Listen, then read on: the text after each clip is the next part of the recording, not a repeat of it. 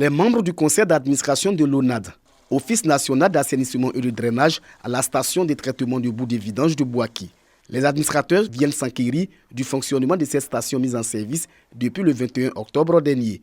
D'une capacité de 350 m3 jour, cette station offre aux sociétés de vidange l'opportunité de dépoter les produits de vidange des fosses septiques des ménages. Après 6 mois d'activité, le bilan est jugé satisfaisant. Après cette visite, on peut dire que nous sommes sur le bon chemin, puisque sur un espace d'1,5 hectare, nous avons constaté les installations qui sont effectivement achevées, qui sont utilisées.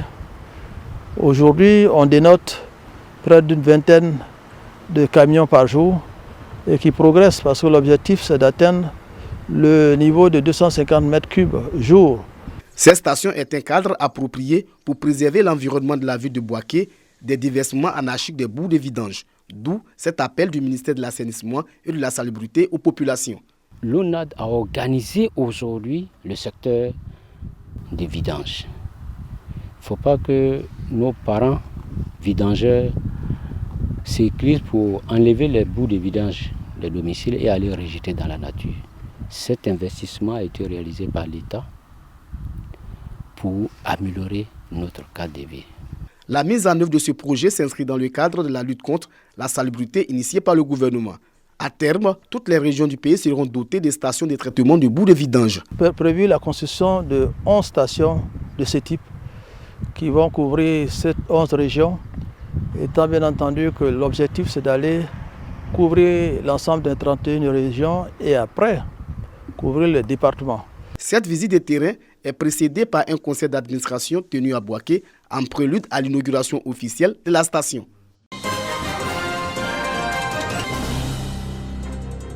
Le premier conseil municipal de l'Air Aziz Serge Koufi, élu le 17 février dernier pour achever le mandat du défunt maire Lucien Kribou Léhébi.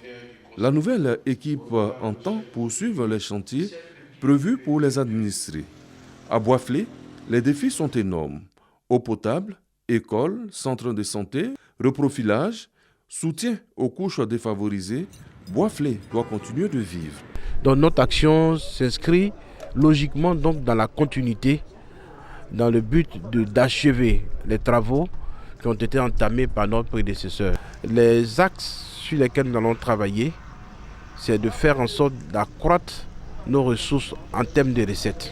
Le corps préfectoral présent insiste sur l'union entre les forces vives pour le développement de la commune. Tendez-vous la main, vivez en fraternité, en parfaite convivialité, soyez soudés et tout en respectant le slogan cher au cœur de vos prédécesseurs qui disait « Quand c'est beau, c'est la Maraoué et c'est chez nous ». Aziz Serge Koufi, le nouveau maire de Boisflé, entend prendre son bâton de pèlerin pour prôner la paix, la concorde et l'entente partout à Boisflé.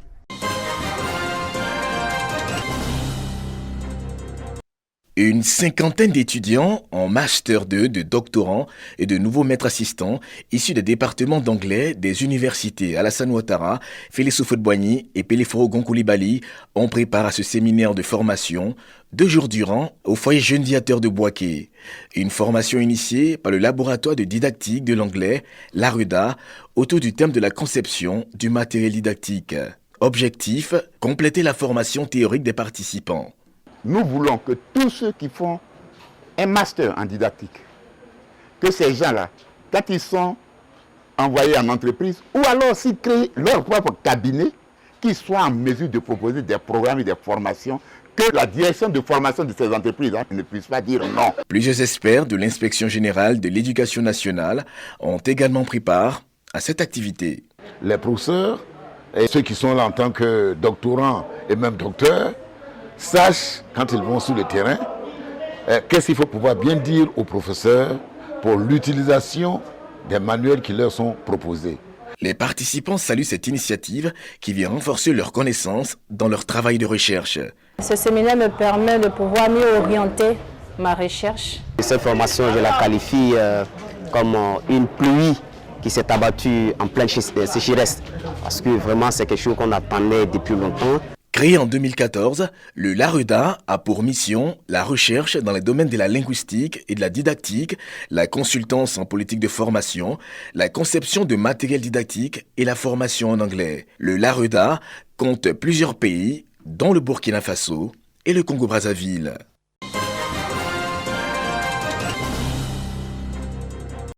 Centre de formation professionnelle d'Abengourou, 324 agents de santé, dont 201 infirmiers et 123 sages-femmes prêtent serment.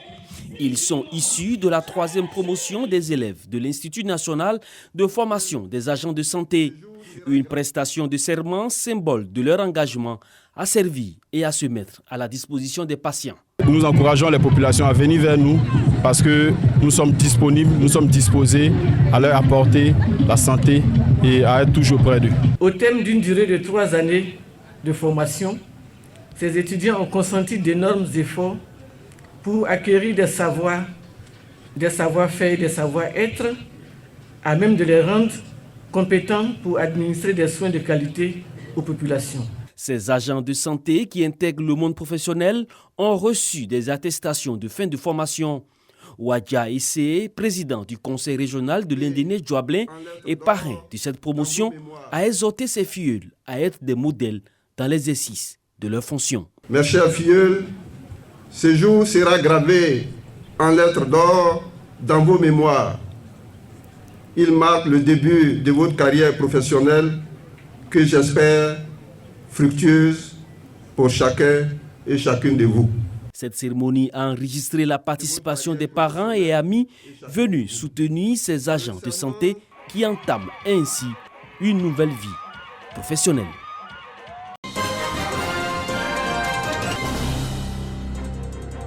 Cérémonie de dédicace du Temple de la foi des Assemblées de Dieu du Ouangouloudougou. Cette rencontre a bénéficié du soutien des autorités administratives, des élus, des autorités ecclésiales et plusieurs délégations de fidèles venus de divers horizons.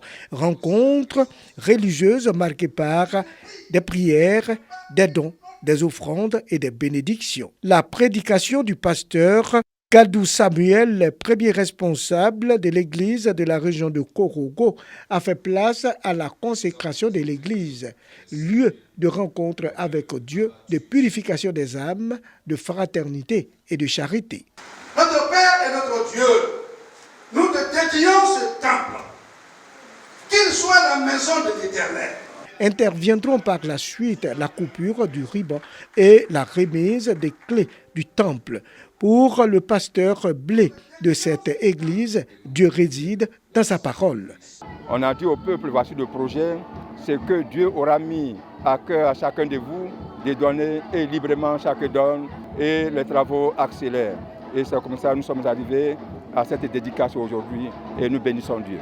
Le nom de Dieu rime avec paix et amour. Il ne s'agit pas de chrétiens ou de musulmans, c'est tout simplement regarder dans la même direction. C'est pour cette raison que nous sommes ici.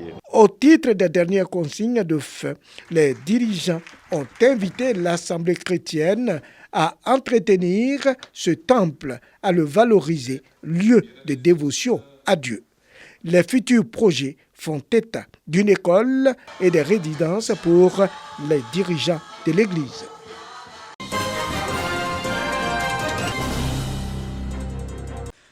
Diego Nefla, grosse bourgade de 54 000 âmes à 40 km de Gagnoa, a connu une ambiance des grands jours avec la double cérémonie d'inauguration du nouveau temple et la fête des moissons de l'église protestante évangélique SEMA, paroisse de Diego Nefla, temple Bethel au quartier résidentiel. Son premier responsable, le révérend Pascal Kwameyao, surintendant du district de l'église SEMA de Diego Nefla, qui dirige une dizaine de milliers de fidèles, a défini la fête de la moisson avant de mettre en conformité le message de cohésion sociale et celui du Christ. La fête des moissons est une fête de reconnaissance qui se passe à la fin des récoltes.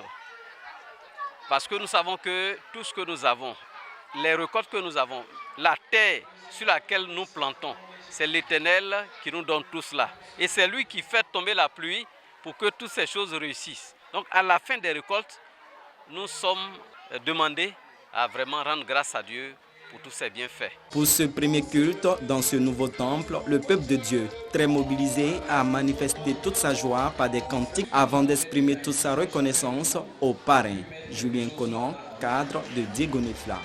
Ce dernier a remis une contribution d'1 million de francs CFA avant d'appeler à la cohésion sociale entre tous les fils et filles des différents groupes ethniques représentés dans la localité à l'image du Christ. Dieu n'est pas là où il y a la division. Dieu n'est pas là où il y a le bruit. Dieu aime la paix, il aime la cohésion. Mettons-nous ensemble pour construire Diego Nefla. L'église protestante évangélique SEMA de Diego Nefla compte 2 temples pour 1 millier de fidèles.